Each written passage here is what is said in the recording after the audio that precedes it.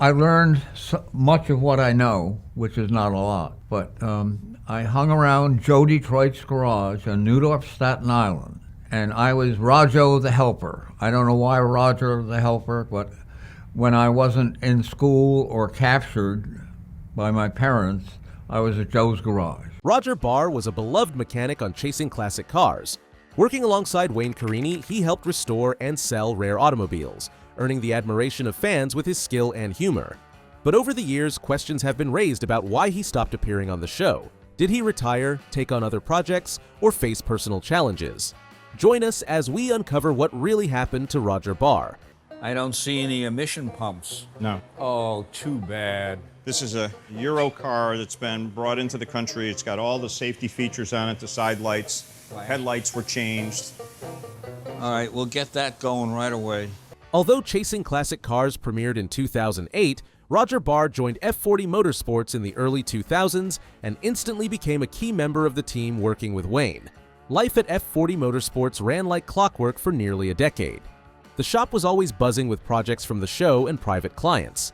Roger, in his late 60s then, kept pace without complaint. One afternoon in August, while kneeling under a 1930s Minerva disaster struck. He shifted a heavy panel or pried a stuck part. Details of the event weren't clear, but his son later said it was a simple slip. A jagged edge on the fender cut his leg. At first, it looked like a minor injury, just a scratch any mechanic might shrug off. Roger bandaged it and kept working. With clear instructions that the car had to roll out soon, Roger didn't treat the cut immediately, but infections do not wait. Over the next few days, the wound worsened. His leg became swollen, and fever set in. By late August, Roger landed in the hospital. Doctors drained the leg and pumped him with IV antibiotics. Luckily, he recovered enough to return to work, limping but determined. Everyone thought the old mechanic was fully back, but another challenge surfaced. Weeks after he was hospitalized, the swelling returned, and this time, it was worse. Roger went back in, this time for surgery. Scans showed damage to his knee joint from the strain. But that wasn't the only problem. He also couldn't afford the surgery. It was at this point that Roger's wife, Susan Barr, decided to speak out. She posted an update on social media to let fans know about Roger's condition and the challenges he was facing. Along with the update, she launched a GoFundMe campaign to help cover his medical bills. Fans quickly showed their support, but what really surprised them was what the fundraiser revealed about Roger's work on chasing classic cars. It was confirmed that Roger had never been paid for his role on the show. All those years appearing on television, and yet his only income came from his work as a mechanic in the garage. This revelation shocked many fans who had assumed he was compensated like other cast members. Even Wayne Carini, in past interviews, had admitted that Roger was a major reason why viewers loved the show. So, learning that Roger had not received any payment for his on-camera work left many people upset. Many felt Wayne or the production team should have supported Roger financially, given his years of dedication. Thankfully, the GoFundMe campaign received strong support. Donations poured in from fans, friends, and viewers who had followed Roger's journey on the show. The money helped cover the cost of his knee surgery, along with other medical expenses that had been difficult for him and his family to manage. It was a touching moment that showed how much people truly cared for him. After his surgery, Roger began to recover and slowly regained his strength, hoping to get back to work. However, as the seasons went by, fans started noticing Roger's absence from the show. This raised questions online, and rumors started to spread. At first, many people assumed Roger Barr had taken a break from the strenuous activities in the shop. But that was not the case. Apparently, he was fired from chasing classic cars while recovering from surgery. When this information came to light, it caused a huge reaction online. Fans were shocked and confused. Roger himself felt the need to clarify the situation in 2020. In a Facebook post, he explained what had really happened. His post addressed two important issues: why he stopped appearing on the show and a false rumor about his net worth. First, Roger spoke about a fake video that claimed he had retired. He made it clear that he never chose to walk away from the show. After taking a short break due to his surgery, Roger said he wanted to return to chasing classic cars. He reached out multiple times, hoping to get back in the garage with Wayne Carini and the crew, but each time he was turned down. According to Roger, he was told directly that there was no work for him. Then, to make things worse, he received a letter that officially ended his time on the show. He said it felt like a cold goodbye after years of hard work and loyalty. This news shocked many longtime fans. Roger had been with the team from the beginning. His mechanical skills and sense of humor kept fans glued to the screen. So, learning that he did not leave by choice but was pushed out felt like a betrayal to those who had followed his journey and admired his work. Fans were upset that someone so important to the show was let go without recognition. The second issue Roger addressed was a false rumor about his net worth. He said someone, whose name he didn't mention, had posted false claims online saying he was worth over $1.3 million. Roger denied this completely. He explained that his financial situation was very different from what people imagined. In fact, he said the only reason he continued to work at his age was because he needed to. He needed money for rent, food, and everyday living expenses. He said there were no hidden savings or secret fortune anywhere, just a hardworking man trying to make ends meet like many others. Also, if Roger really had a $1.3 million fortune sitting somewhere, his wife would not have created a GoFundMe to cover his surgery costs. Luckily, Roger got a new place after his contract termination and his post-surgery recovery. He joined the Paddock Car Restorations in New Britain, Connecticut. Although it is a smaller garage, it was a perfect match for someone with his experience and passion. And as of 2025, updates show that Roger still enjoys coming to the garage and participating in various car projects. He takes time to check on ongoing restorations, offer advice, and lend a hand whenever he can. The paddock has become more than just a workplace for him. It has become a place where he is respected and valued not only for his mechanical skills, but also for his story. Staff and fellow restorers admire his decades of experience and the dedication he has shown throughout his career. While Roger is doing well for himself now, the controversy surrounding his departure from chasing classic cars has not gone away. Many fans still feel that he was not treated fairly. They are upset that someone who gave so much to the show, who worked for years restoring cars and supporting Wayne Carini, ended up leaving under difficult circumstances. They feel that Roger's dedication and talent deserve recognition, both on screen and behind the scenes.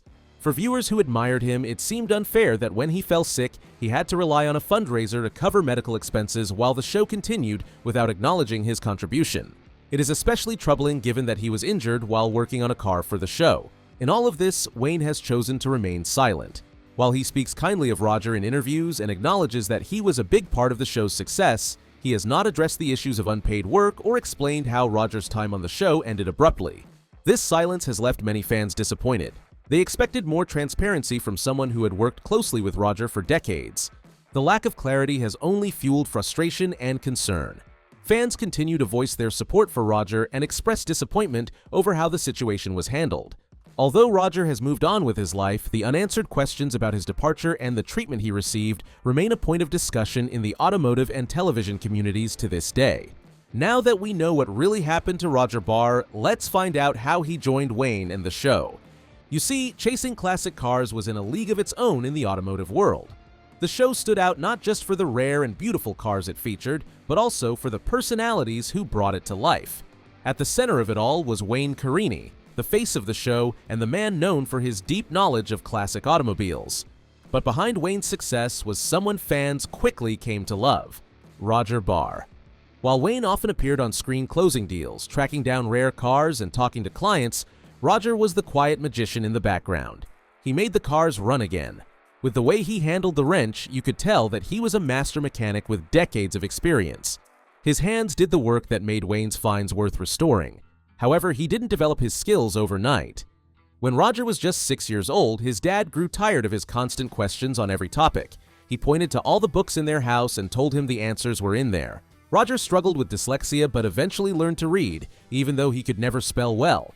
Fascinated by what he read in books, he told his parents he wanted to be an aviation mechanic. This prompted his dad to move the family to New Jersey, close to the top-rated Patterson Tech. The catch was that Roger had to come up with the $450 tuition himself. With that, he jumped on many job opportunities to earn the money, including babysitting for a young couple. Fast forward to 1953, Roger graduated with his A&E license. After the course, Roger served in the military and could have been just a regular soldier. But with his license, the military placed him in the U.S. Air Force as a mechanic, and he was stationed in different parts of the world. Over time, he rose through the ranks, first as a jet engine mechanic crew chief, and later as a flight chief. Not long after, he received his draft notice during the Korean conflict. Ordinarily, he would have been sent straight to Korea, but his license gave him the option to choose his station. Without hesitation, Roger chose Germany, wanting to be as far from Korea as possible. In Germany, he worked on planes and discovered sports car racing. He served as a backup driver for major club racing teams, earning his place by racing MGs competitively against faster Porsches. In endurance races, when a top driver broke down, Roger jumped into a backup car. He learned that it was the driver, not the car, who won the race, often requiring him to walk back to the pits from the track. He believed that to learn to drive well, you had to adopt the European mindset. Start with little power and learn to make the car go fast. After his stay in Germany, he returned and got a placement at Pratt & Whitney. His early career also included helping colleagues and office workers with their cars, which led to owning an auto shop in Glastonbury, Connecticut. Although the business crashed, he at least owned the building and sold it to a car dealership. Later, Roger taught for a decade at Brown University and 5 years at the University of Hartford, guiding engineering students in the Formula SAE National Car Building Competition. With decades of experience under his belt, Roger began working full-time with Wayne at F40 Motorsports 7 years before the cameras started rolling for the show. By the time Chasing Classic Cars debuted on screen, Roger was already the lead mechanic, the steady hand that kept the shop running smoothly. Fans loved him immediately.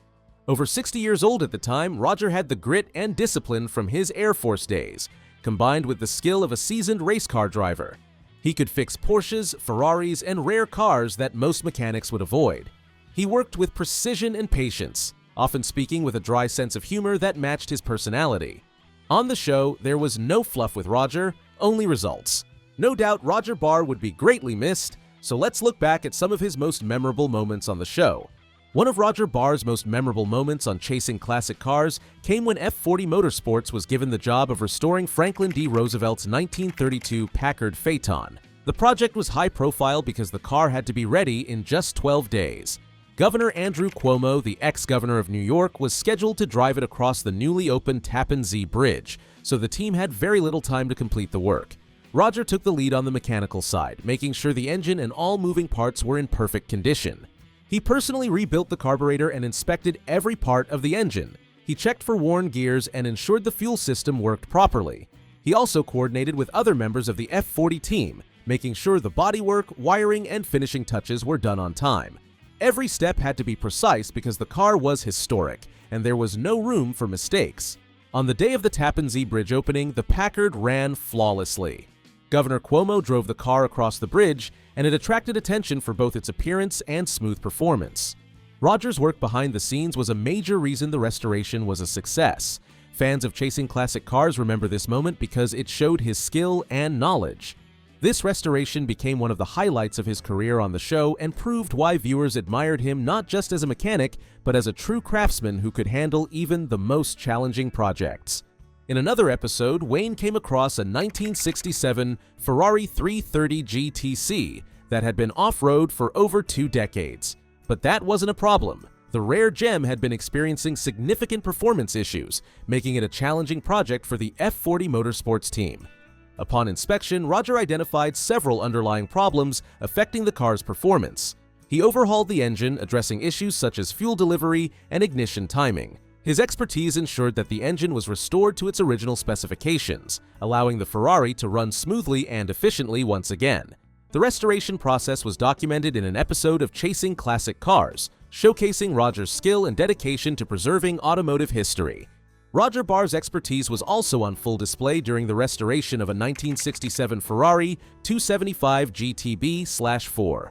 Over the years, the car had been modified, with changes that affected both its performance and uniqueness. Restoring it to its original specifications required extreme care and attention to detail. Roger, as usual, carefully inspected the engine, identifying areas that had been altered. He then worked to reverse these changes, ensuring that every mechanical component matched Ferrari's original design. His knowledge of Ferrari's engineering principles was critical in this process. From calibrating the carburetors to adjusting the fuel system and fine-tuning the ignition, Roger approached each task with precision. The process was long and demanding, but Roger's experience and steady hands made it possible to return the Ferrari to its authentic state. Fans of Chasing Classic Cars will also remember Roger Barr's work on the 1955 Mercedes-Benz 300 SL Gullwing, one of the most iconic cars in automotive history. The Gullwing is famous not only for its distinctive doors, but also for its timeless design. Restoring such a legendary vehicle required more than just mechanical skill. It demanded a deep understanding of its history and design. Roger carefully inspected the car from top to bottom, paying close attention to its details. Many of the parts were outdated, and replacing them required sourcing original components.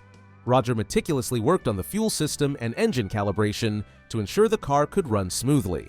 Beyond the mechanical work, Roger also oversaw the car's final look, making sure the body panels were aligned, the paint was flawless, and the interior trim was finished with precision and care. Preserving the gullwing's elegance was essential, and Roger ensured every detail was correct. The restoration became another highlight of the series because it showcased Roger's skill and respect for automotive history. Fans appreciated how he balanced performance improvements with preserving the car's original charm. By the time the gullwing was completed, it not only ran like it had decades earlier, but also looked stunning.